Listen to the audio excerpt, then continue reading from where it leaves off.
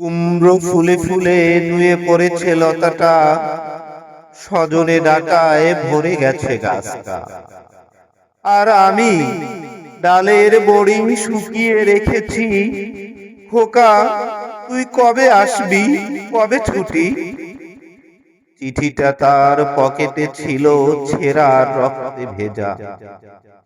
মাগো, ওরা বলে সবার কথা কেড়ে নেবে, তোমার কোলে শুয়ে গল্প শুনতে দেবে না। বলো মা, তাই কি হয়? তাই তো আমার দেরি হচ্ছে। তোমার জন্য কথার ঝুড়ি নিয়ে তবেই না বাড়ি ফিরব। লক্ষ্মী মা, রাগ করো না, মাত্র তো আর কটা দিন। পাগল ছেলে।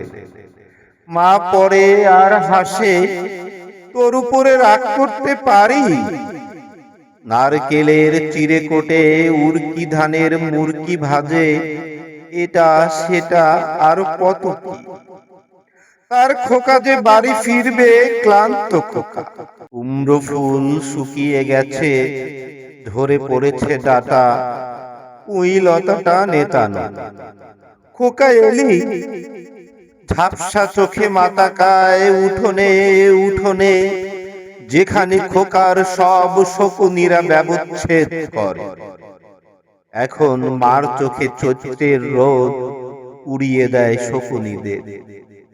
তারপর দাওয়ায় বসে মা আবার ধান ভানে, বিন্নি ধানের খই ভাজে। খোকা তার কখন আসে, কখন আসে। এখন মার চোখে শিশির ভোর, স্নেহের রোদে ভিটে পড়েছে। কবিতাটি লিখেছেন কবি আবু জাফর ওবায়দুল্লাহ। ধন্যবাদ সকলকে।